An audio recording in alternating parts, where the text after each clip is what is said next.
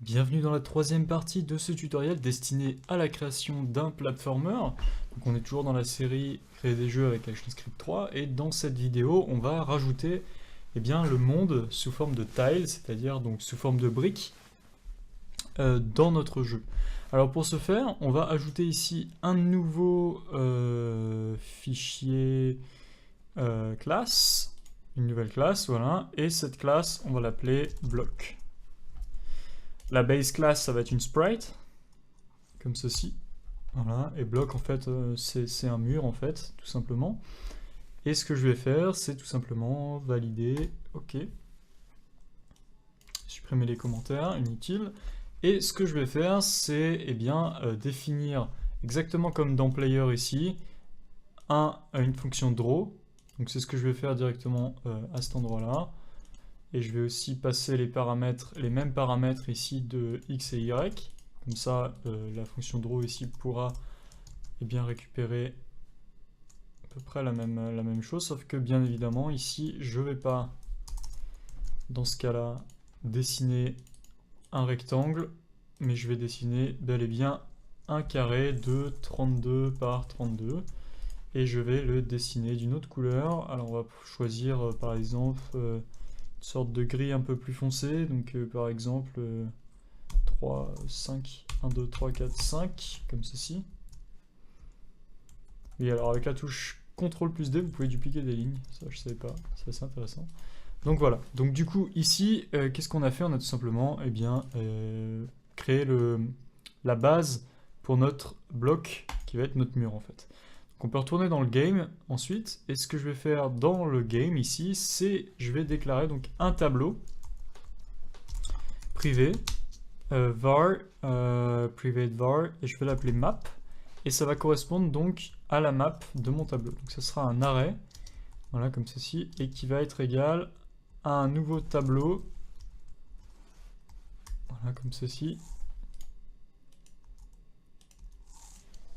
et ça va être égal à un tableau, non pas comme on pourrait, ce à quoi on pourrait s'y attendre, c'est-à-dire un tableau de blocs, mais ça va être plutôt un tableau de valeurs numériques.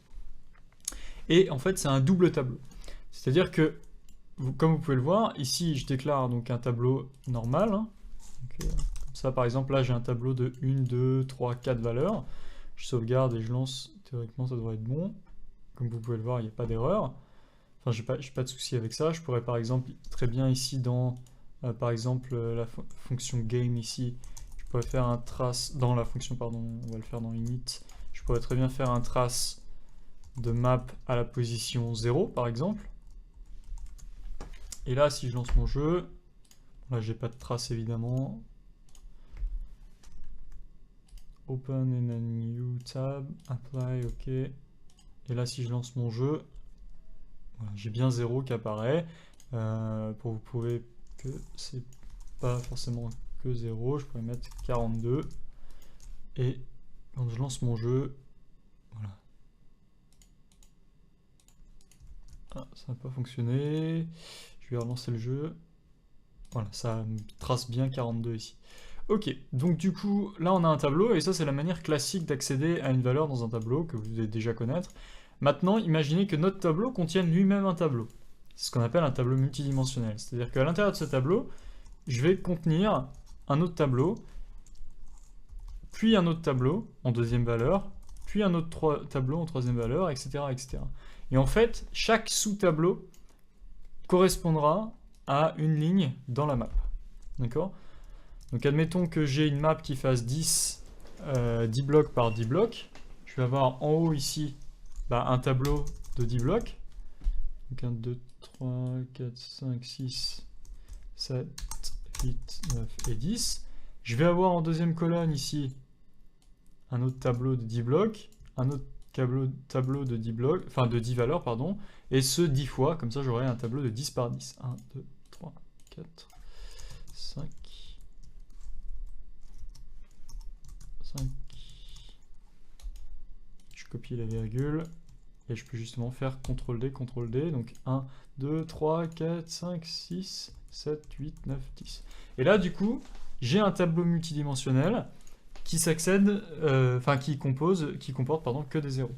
Donc qu'est-ce qui se passe quand maintenant je souhaite accéder à une valeur par exemple dans le tableau? Admettons que ici j'ai une valeur qui est 1, ici, qui se trouve dans la 1, 0, 1, 2, 3, 4, au quatrième index de mon premier tableau. Donc le quatrième index de mon premier tableau, j'ai un tableau, d'accord, qui se trouve être celui-là. Et dans ce tableau, j'ai 1, 2, 3, le troisième index qui contient la valeur, enfin le 0, 1, 2, le deuxième index qui contient la valeur 1. Du coup ici, je peux, via la première méthode accrochée, récupérer l'index de la première, de la énième ligne de mon tableau.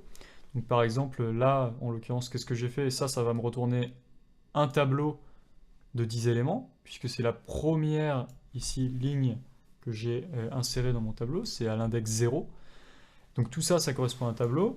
Et admettons que ici, je l'encadre et que je souhaite récupérer dans ce tableau-là, là, par exemple, la valeur à l'index 5, je peux faire ça comme ça. Et en général, on ne met pas les parenthèses, on fait ça directement comme ça, puisque le premier appel ici retourne le tableau, et le deuxième appel ici prend la valeur dans le tableau. Dans le sous-tableau, hein, forcément. Donc du coup là, si par exemple je souhaite afficher cette valeur, je vais aller à la première, deuxième, troisième, quatrième, cinquième entrée, donc l'index 4, et je vais prendre l'index 2, c'est-à-dire 0, 1, 2. Donc là, si je lance mon programme, je devrais avoir dans le trace... Il faut que j'arrête à chaque fois mon programme. Effectivement, à la fin, il ne faut pas mettre la virgule puisque c'est le dernier élément.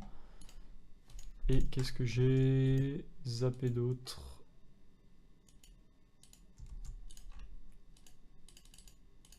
Donc, est-ce que là, si je fais ça, juste... Ah non, mais c'est tout simplement parce que j'ai re-switché ici. Il faudrait que je prenne Open in a new tab. Ok. Donc là, je vais relancer mon programme. Stop the build, yes. Hop. Et là, j'ai bien 1. D'accord? Donc j'ai bien accédé à une colonne, enfin à une ligne et une colonne dans mon tableau. Donc du coup, ici, la première valeur, comme on peut le voir, ça correspond à la ligne. D'accord, qu'on veut sélectionner dans notre tableau. Si je l'affiche comme ça, hein, bien sûr, là je l'ai placé, enfin je l'ai écrit comme ça pour que ce soit plus simple à lire. Et ensuite, la deuxième valeur correspond globalement à la colonne, l'index de la colonne. Mais techniquement, on pourrait très bien écrire notre tableau sur une seule ligne, comme ceci, notre tableau multidimensionnel sur une seule ligne, vous voyez, en remettant les lignes les unes à la suite des autres. Seulement, nous, en tant que level designer, entre guillemets, très très modeste, puisque là on n'a pas beaucoup de... Ça va être assez compliqué de faire du level design comme ça. Mais bon, on va dire que ça va aller. On peut très bien mettre voilà, notre tableau de cette manière pour que ce soit plus lisible et on peut même l'indenter à cet endroit-là. Voilà, donc ça ceci va correspondre à notre map. Donc du coup, on sait que ici j'ai 0, 1, 2, donc j'ai 10 valeurs et j'ai aussi, il faut bien penser que j'ai des blocs de 32 pixels. Donc ça veut dire que au total, j'ai 32 x 10 en largeur et 32 x 10 en hauteur, donc 320 pixels de large, une map qui fera 320 pixels de large et 320 pixels de hauteur.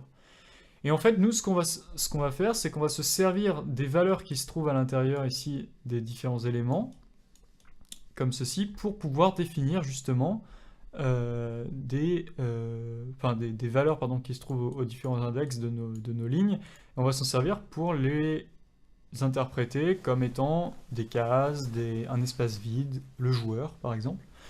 Donc on va se dire par exemple que si on veut rajouter un mur, par exemple, on va mettre la valeur 1. Si on veut rajouter un joueur, on va mettre la valeur 2. Si on veut rajouter une pièce, par exemple, ça serait 5. Donc après, à vous de choisir le code que vous souhaitez.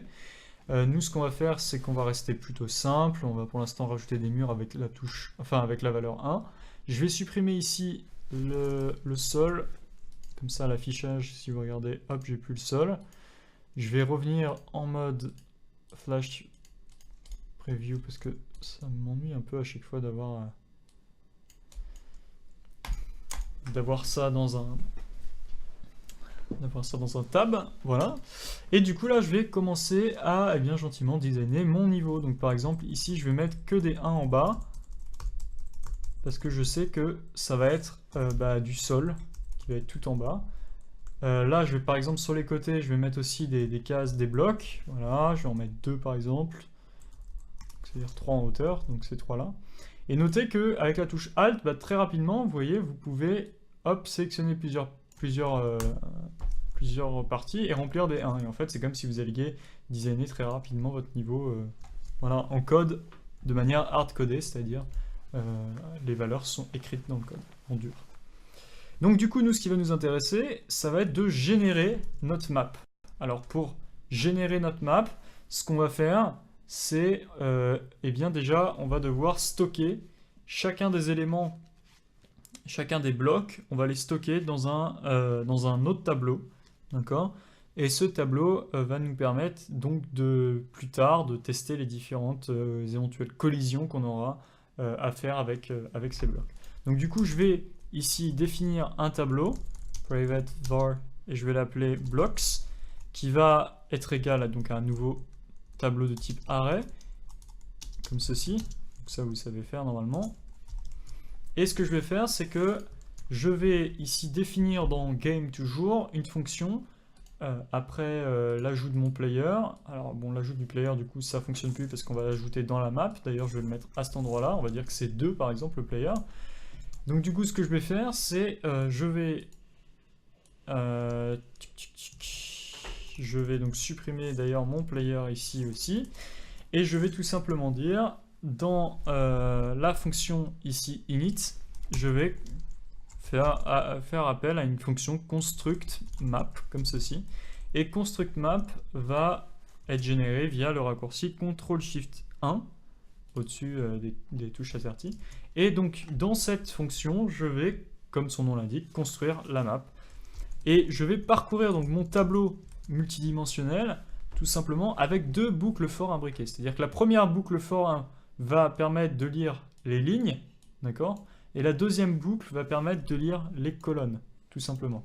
Donc la première boucle ici va avoir une variable qu'on va appeler x, qui va être un int, qui va être... alors je vais pas l'appeler x, je vais plutôt l'appeler i, pardon, parce que x, après ça peut faire des confusions avec notre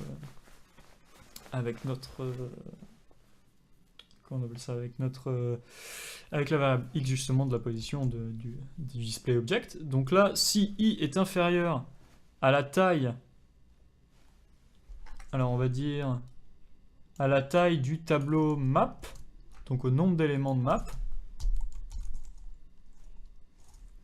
donc c'est length, pardon, à ce moment-là, on incrémente i, d'accord? Donc là, pour vous montrer ce qui va se passer, c'est le nombre d'éléments de notre tableau map, d'accord? Ça reste toujours 10. Hein. Ça, c'est le premier élément, ça, c'est le deuxième élément, ça, c'est le troisième élément. Chaque ligne, chaque arrêt, chaque sous-arrêt est un élément, d'accord? Du coup, qu'est-ce qui se passe? C'est que si, par exemple, ici, je décide d'afficher map à l'index i, vous allez avoir, eh bien, à chaque fois, un tableau qui va sortir. Et bien évidemment, il faut que, ici, dans les propriétés... Je me demande si j'ai bien écrit length.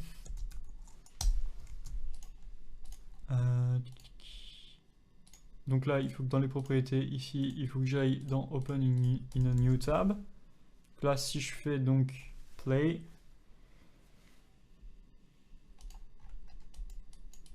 j'ai crashé. Alors là, j'ai eu un petit crash. Je vais revenir, j'ai relancé. Du coup, je vais revoir ce qui n'allait pas. Donc la fonction construct map est bien envoyée ici. Oui, alors en fait je pense que le problème vient d'ici, puisqu'on essaie de dater un objet qui est nul, puisque l'objet ici n'existe pas. Effectivement, ça peut poser problème. De toute façon, ça on va le supprimer, on y reviendra un petit peu plus tard dessus. Donc là, si je fais play, est-ce que je rame? Non, je rame pas, je crache pas, super. Donc là, comme je disais, je peux faire ici un trace, par exemple, de mon tableau.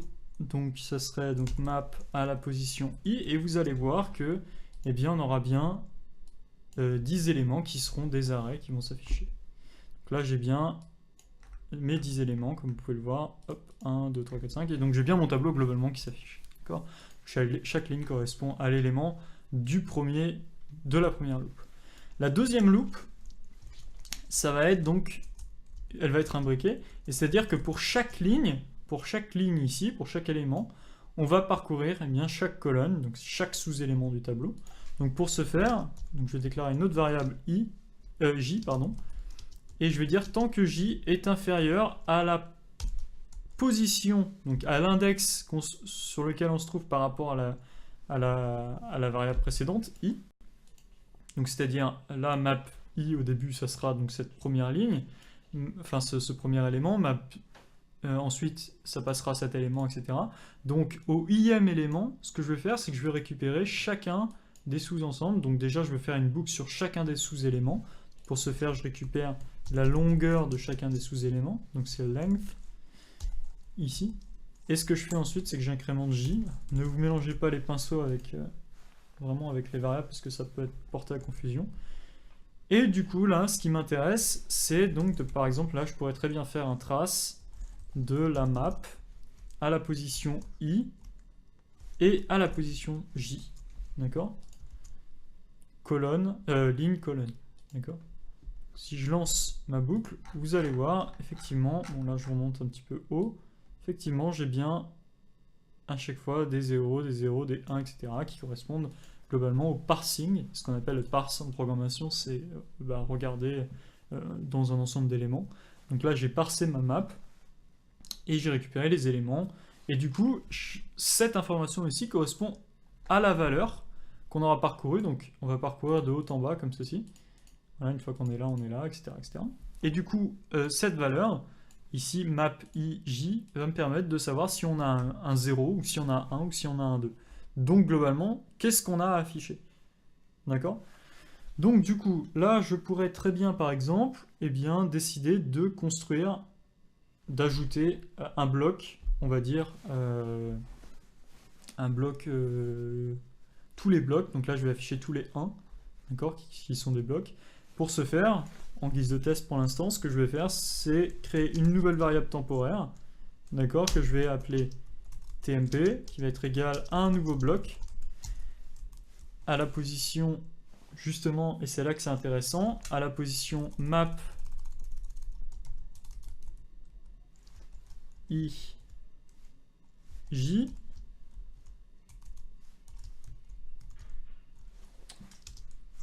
donc c'est-à-dire donc à la... Excusez-moi, c'est pas ça que je voulais faire. C'est à la position i ici, donc c'est-à-dire en x, c'est globalement... Alors non, pardon, c'est j, puisque c'est les colonnes, hein, bien évidemment. En x qui nous intéresse, ça correspond donc aux colonnes. Donc j fois la taille de mon élément, donc c'est-à-dire globalement bloc point... Alors, je peux pas dire tmp comme ça, donc je vais dire 32 puisque c'est la taille, on verra comment le faire mieux après. Et ensuite, en hauteur, c'est i, donc c'est-à-dire les colonnes, bien évidemment, enfin les lignes, pardon, fois 32. Voilà, donc là je définis à chaque fois un nouveau bloc, et je vais juste faire un add child de ce bloc, et vous allez voir, si je ne me suis pas trompé, on n'a pas du tout ce qu'il faut. Évidemment, bon là c'est simple, l'erreur elle est simple, j'ai tout simplement omis de définir le test de si on avait un mur ou pas. Donc là, mon test, c'est si la position, enfin la valeur qui se trouve à l'index ij dans ma map est un... Est-ce qu'il m'a bien rajouté la collade? Ouais. Donc si la position est un 1, à ce moment-là, j'affiche donc ma box. Et là, vous voyez bien, eh bien ça fonctionne. C'est exactement ce qui se passe. Alors on a des traits qui sont certainement liés... à quoi il peut être lié d'ailleurs ces traits? Je sais pas trop, c'est un peu étrange. Je vais revenir à cet endroit-là, c'est pareil, j'ai des couleurs un peu strange dans mon... à cet endroit-là. Ah oui, j'ai oublié une valeur ici. Voilà, donc là c'est bon. Alors, si je fais un zoom avant, vous voyez qu'en fait ils sont bien collés. C'est juste, bon là apparemment il l'est.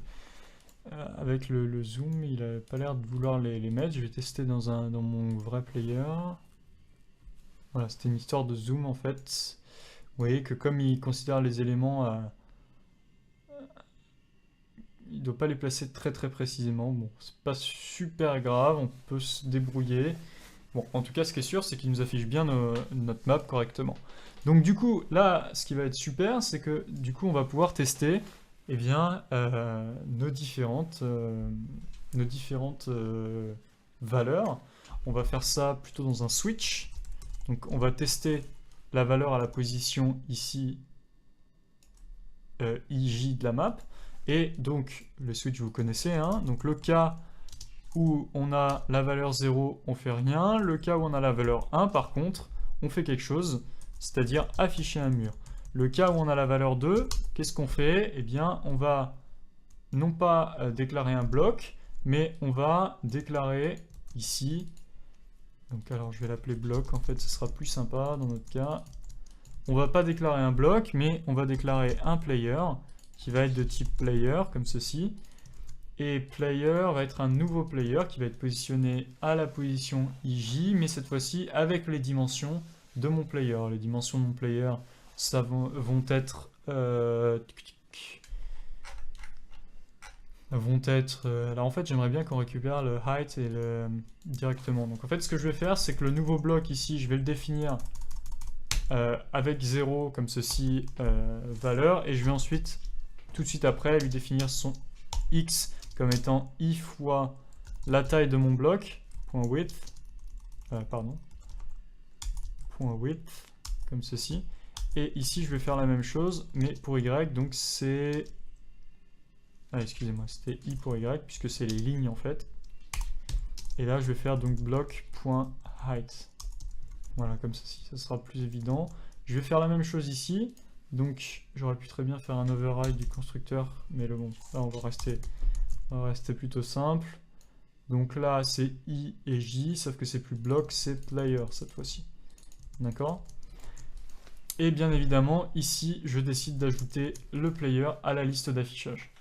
Et ensuite, j'ai aussi un break à faire, sinon ça va m'afficher, ça risque d'avoir des problèmes. Et dans le cas du default, on va juste faire un break, comme ceci. Donc là, si je lance, j'ai une erreur, j'accède à une propriété undefined, case default.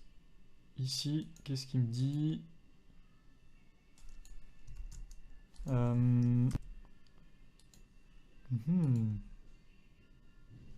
Access of undefined properties default. Donc l'erreur c'est default probablement. J'ai dû mettre le case. Donc il n'y a pas de case en fait. Donc là je break ici et quand je lance, voilà, donc ça m'affiche bien ici correctement ma map, ça m'affiche pas mon player cependant. Est-ce que j'ai mis un player? Oui, j'ai bien mis un player. Je vais peut-être, en attendant, juste...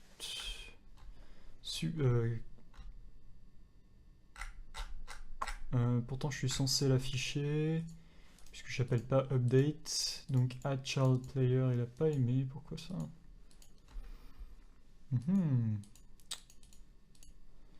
Donc, dans le cas où on tombe sur un 2, je suis censé faire ça. Je vais essayer de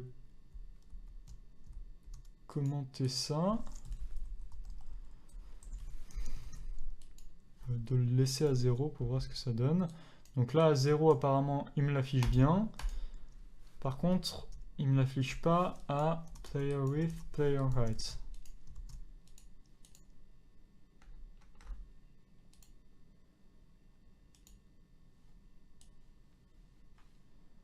Ah si, en fait il me l'affiche, excusez-moi, il était bien présent.